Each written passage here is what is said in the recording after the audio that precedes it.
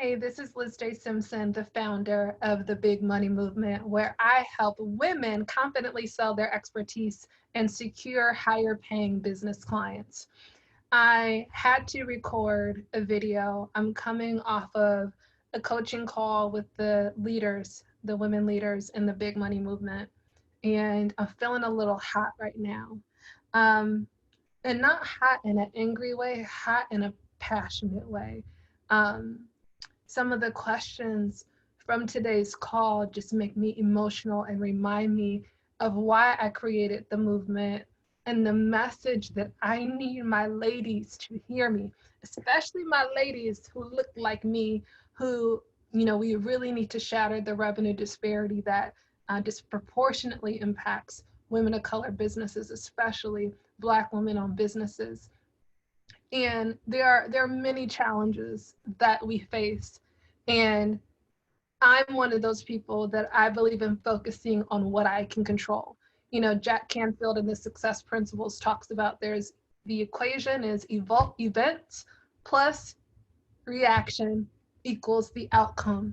So there are many events in our life that we can't control, but we can control our reaction, our response to an event, and then that ultimately shapes the outcome. So event plus response equals outcome. And I was on a call today, and one of the leaders, we had different scenarios, and everyone in the group is in different places. So there are some leaders in the group who are closing corporate contracts, who are closing what might be considered larger deals. And then there are members in the group who are just getting started, who are just starting to expand and establish revenue streams with business clients or larger corporate clients. And the response was, well, I'm not in a place where I'm comfortable, selling my solution for $60,000. I'm still selling my solution at a smaller price point. And I just feel like, those things are unattainable, and that maybe I don't belong here because those things seem unattainable. And I understand that thought process. There's literally a post that we've repurposed a couple times where I tell the story of taking up space. I tell the story of when I was starting out as a consultant, believing that the things I saw other people having were unattainable for me. And even when people saw something in me and brought me to rooms, because I didn't believe I belonged, because I didn't believe those things were unattainable, I would opt out in my body language. I would separate myself. I would demote myself because I didn't see myself the way they saw me. Translation, I didn't see the business value. I didn't see the worth that I brought to the table. I believed that their worth was more than mine. And because I thought it was a fluke that they brought me into rooms, I would opt out, or I would choose behaviors to demote myself, to devalue myself, to make it clear that I know I'm not supposed to be here. I know it's a mistake that I'm here. So let me just sit on the edge before you guys figure out that I'm not supposed to be here.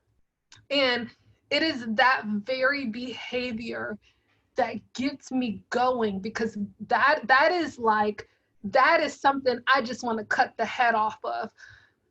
For this particular client, for what she does, there is value in what she does. There is impact in what she creates.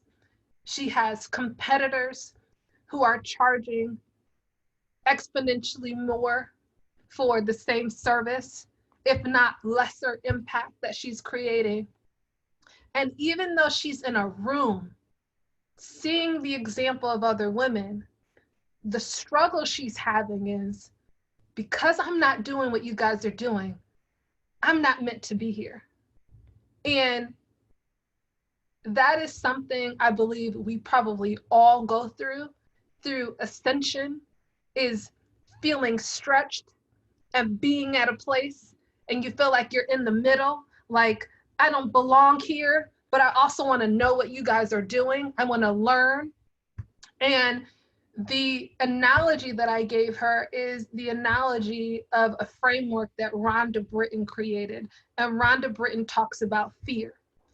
And the way Rhonda Britton teaches dealing with fear is, if you imagine a bullseye of 3 large circles in a bullseye, and that smaller circle being your comfort zone, and the middle circle being your stretch zone, and the exterior circle, that outside circle, being the die zone. And the way Rhonda teaches it is that, you look at what's in your comfort zone and what you're comfortable with. And your stretch zone are things where, man, I feel uncomfortable. I would feel stretched doing those things. But man, if I really prepare myself with the burst of courage, I could do it. And your die zone is like, don't talk to me about that shit. I ain't doing that. I can't. That is way beyond what I'm comfortable doing, right? And so the way to grow and bloom where you're planted, because that's what I taught. I said, you've got to bloom where you're planted.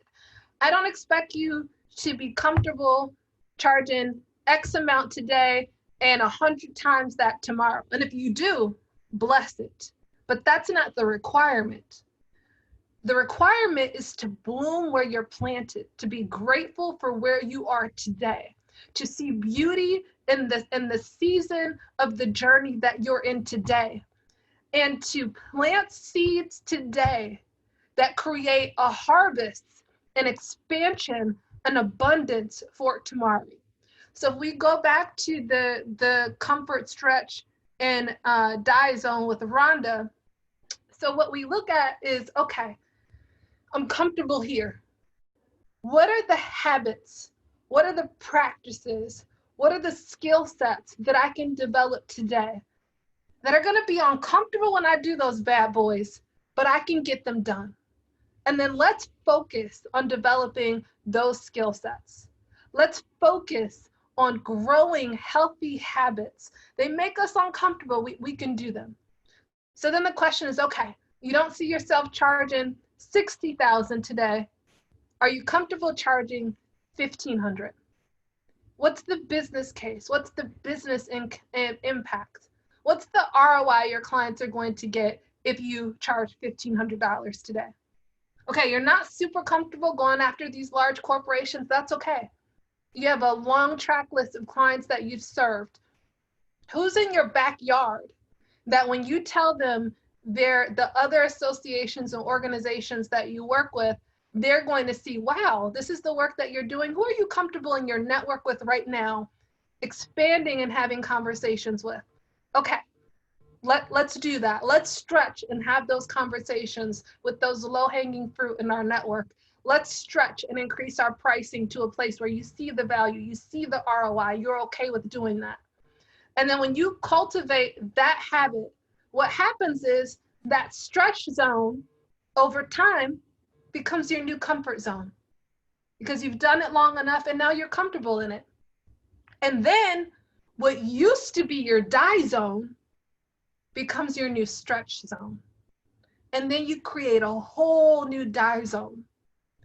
And because we're ever evolving and growing as human beings, the key is to not get stuck. When you get a new comfort zone, when you get a new stretch zone, when you get a new die zone, keep pushing yourself to stretch. Make that new stretch zone your comfort zone. Make that new die zone your stretch zone. And then over time, all of a sudden, you'll have a level of consciousness.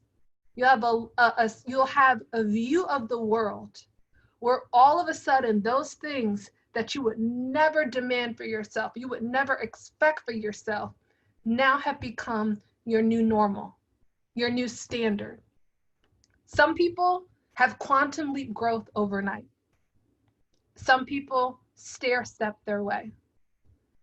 But it's all about mindset. You can put numbers on a paper. You can say, you know what? I see people out here charging $60,000. Here's the business case for why what I do is well worth $60,000.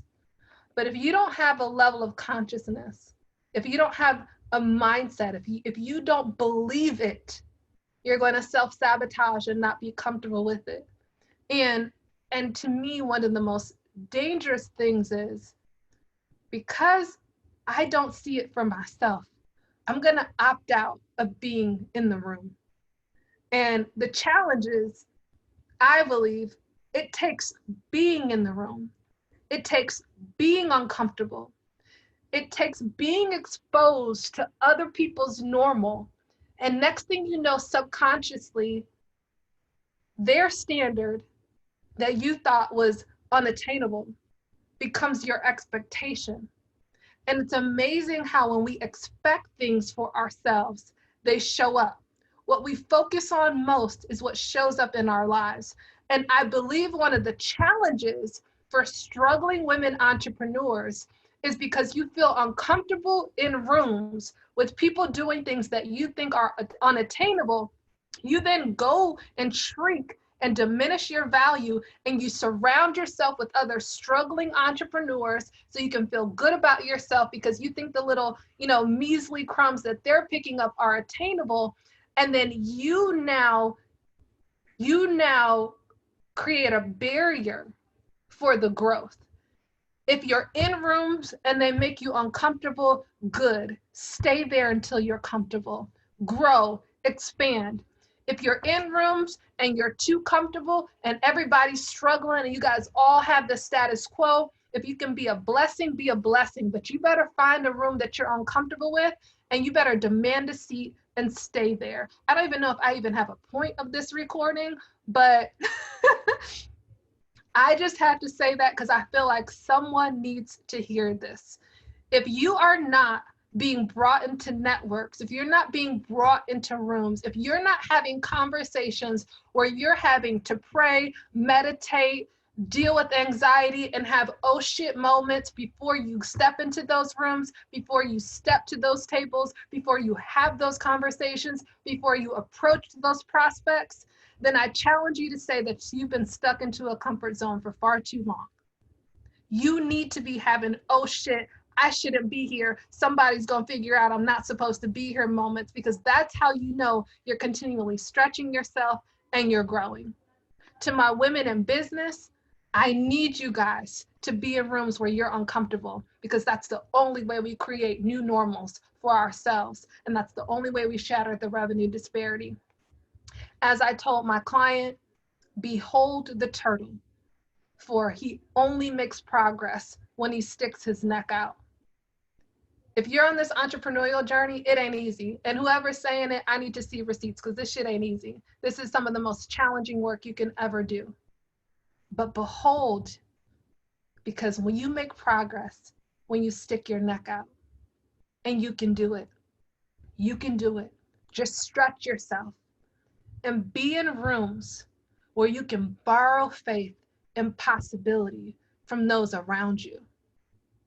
I could do an easy plug, thebigmoneymovement.com, if you want to be a part of a network of women who are making strides, building relationships, doing the uncomfortable, and doing it together. Because we know if we want to go fast, go alone. But if we want to go far, and we want to go far with this movement, then we need to do it together. If you want to learn more, you can hit me up. In the meantime, just take this message and apply it to your life.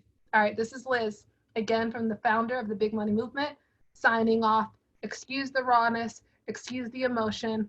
I just believe it was planted in my spirit because somebody needs to hear this. And if you're that one, take this, apply it, use it. If it ain't for you, keep it stepping. All right, bye.